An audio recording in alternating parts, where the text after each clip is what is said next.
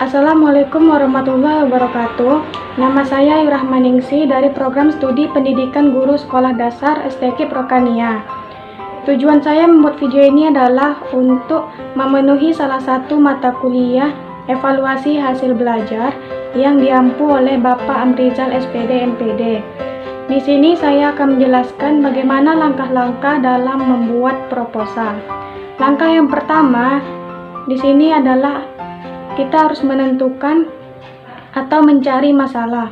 Setelah kita mencari masalah, kemudian muncullah di situ sebuah judul. Ketika kita sudah mendapatkan sebuah judul, maka kita mulai dalam membuat proposal. Nah, yang pertama itu adalah halaman judul. Halaman judul berisi tentang judul, jenis laporan, lambang institusi, kemudian nama kita, kemudian nama program studi, perguruan tinggi, dan tahun pengajuan proposal. Kemudian yang kedua adalah halaman persetujuan. Secara umum halaman ini berisi usulan penelitian persetujuan dosen pembimbing beserta tanda tangan dan waktu persetujuan. Kemudian yang ketiga ada daftar isi. Secara umum halaman ini berisikan seluruh daftar proposal, baik bagian isi, bab, dan lampiran-lampiran. Kemudian yang keempat ada isi. Bagian isi merupakan alasan kenapa penelitian diadakan, teori yang menjadi penelitian berikut penyelesaiannya.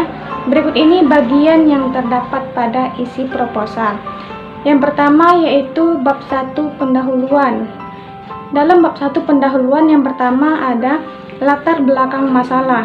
Di dalam latar belakang masalah pada proposal harus bisa menjawab alasan memilih judul penelitian, dijelaskan secara mengerucut dari garis besar hingga spesifik. Kemudian yang kedua ada perumusan masalah.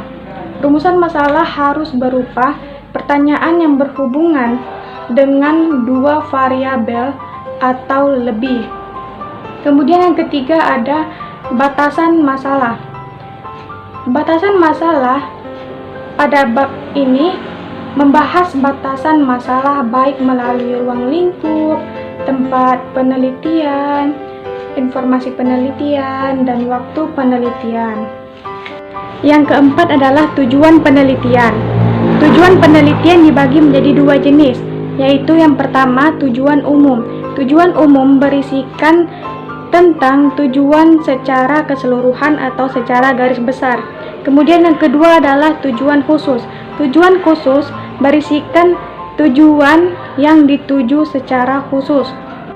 Kemudian yang kelima adalah manfaat penelitian. Manfaat penelitian dibagi menjadi tiga, yaitu manfaat bagi masyarakat, manfaat bagi peneliti, dan manfaat bagi pengembang keilmuan. Yang keenam adalah keaslian penelitian. Bagian ini merupakan bagian pernyataan peneliti tentang keaslian peneliti. Kemudian kita masuk ke bab 2. Bab 2 yaitu tinjauan pustaka. Yang pertama yaitu adalah landasan teori. Landasan teori mengurai tentang pendapat para ahli. Kemudian yang kedua ada kerangka teori. Kerangka teori berisikan isu atau fakta penelitian. Kemudian yang ketiga adalah kerangka konsep penelitian. Kerangka konsep adalah gambaran dari kerangka teori yang dipilih. Kemudian yang keempat adalah hipotesis. Hipotesis adalah jawaban sementara dari masalah yang dipilih dan mampu dipertanggungjawabkan kebenarannya. Hipotesis dinyatakan dalam bentuk pertanyaan. Kemudian kita masuk ke bab 3 metode penelitian. Yang pertama yaitu jenis penelitian. Jenis penelitian merupakan langkah yang akan diambil untuk membuktikan kebenaran hipotesis. Kemudian yang kedua adalah populasi dan sampel. Populasi merupakan keseluruhan subjek peneliti dan sampel adalah sebagian dari jumlah populasi.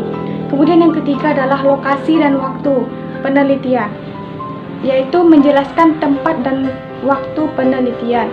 Yang keempat adalah variabel. Variabel menjelaskan keterangan variabel dan faktor yang diteliti dalam penelitian. Yang kelima adalah teknik pengumpulan data. Teknik pengumpulan data boleh berupa observasi, wawancara langsung, angket, dan pengukuran. Kemudian yang keenam adalah instrumen penelitian. Instrumen penelitian merupakan alat ukur berupa kuesioner dan checklist sebagai pedoman observasi, wawancara, dan angket. Kemudian yang ketujuh adalah teknik pengolahan data. Teknik pengolahan data berisi cara pengolahan data yang dapat digunakan untuk menarik kesimpulan penelitian. Kemudian yang kedelapan adalah metode analisis data.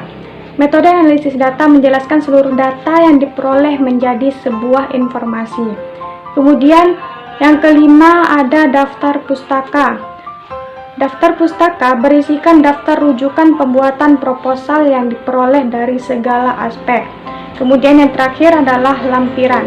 Lampiran merupakan bahan pendukung sebuah proposal yang digunakan selama proses penelitian berlangsung. Baik, itu tadi langkah-langkah dalam membuat proposal penelitian. Sekian dari saya, terima kasih.